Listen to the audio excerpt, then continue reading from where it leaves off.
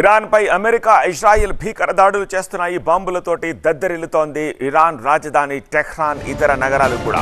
Iran supreme leader Khomeini టార్గెట్గా క్షిపణులు, బాంబుల వర్షాన్ని కురిపిస్తున్నాయి. ఇరాన్లోని బుషాహర్ పోర్ట్ సిటీపై ఫైటర్ జెట్లతోటి అమెరికా దాడులు చేస్తోంది. ఇజ్రాయెల్ దాడిలో ఇరాన్ రక్షణ శాఖ మంత్రి అజీజ్ నసీర్ జాదే మృతి చెందినట్టుగా ధృవీకరిస్తున్నారు. ఇజ్రాయెల్, అమెరికా ఎయిర్ బేస్లపై ఇరాన్ ప్రతి దాడులు చేస్తోంది. ఇజ్రాయెల్పై క్షిపణులు, డ్రోన్లతోటి విరుచుకుపడుతోంది ఇరాన్. గల్ఫ్లోని అమెరికా సైనిక స్థావరాలపై ఇరాన్ బాంబుల వర్షం కురిపిస్తోంది. ఖతార్, యుఏఈ, బహ్రెయిన్, సౌదీ సహా 10 దేశాలపై ఇరాన్ దాడులు చేస్తోంది.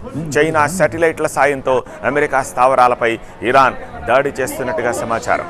దుబాయ్లోని బుర్జ్ ఖలీఫా సమీపంలో డ్రోన్లతో ఇరాన్ దాడులు చేసింది. యుద్ధంలోకి బ్రిటన్ కూడా ఎంట్రీ ఇచ్చే అవకాశం ఉందంటున్నారు. ఇరాన్పై వైమానిక దాడులు చేసే ఛాన్సెస్ ఉన్నాయి. విజువల్స్ చూస్తున్నాము. దుబాయ్ హోటల్పై ఇరాన్ మిసైల్ విరుచుకుపడుతోన్న దృశ్యాలను కూడా చూస్తున్నాము. ఇరాన్ అమెరికా ఇజ్రాయెల్ దాడులకు ప్రతి దాడులు చేస్తోంది. ఎక్కడెక్కడైతే అమెరికా ఎయిర్ బేస్లను పెట్టుకుందో, ఎక్కడెక్కడైతే అమెరికా మిలిటరీ ఫెసిలిటీస్ని ఏర్పాటు చేసుకుందో, గల్ఫ్ రీజియన్లోని, మిడిల్ ఈస్ట్ రీజియన్లోని వాటన్నిటిపైన కూడా ఇరాన్ విరుచుకుపడుతోంది. సో అందులో భాగంగా అబుదాబి, దుబాయ్, యుఏఈలోని అనేక నగరాల మీద ఇరాన్ ప్రతి దాడులు చేసింది. దుబాయ్ హోటల్పై ఇరాన్ మిసైల్ ఎఫెక్ట్ని స్క్రీన్పై మీరు చూస్తున్నారు.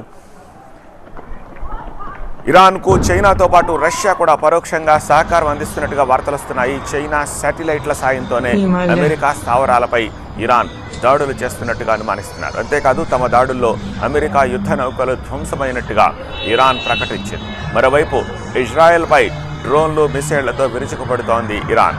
అయితే ఇరాన్ మిసైళ్లను గాలిలోనే కూల్చేస్తున్నట్టుగా ఇజ్రాయెల్ చెప్తోంది. అమెరికా ఇజ్రాయెల్ దాడులతోటి ఇరాన్లో 200 మందికి పైగా మరణించినట్టుగా వార్తలు వస్తున్నాయి. ఓ స్కూల్లో 86 మంది విద్యార్థులు మరణించినట్టు ఇరాన్ స్వయంగా ప్రకటించుకుంది. మరోవైపు ట్రంప్, ఇరాన్ మధ్య డైలాగ్ వార్ నడుస్తోంది.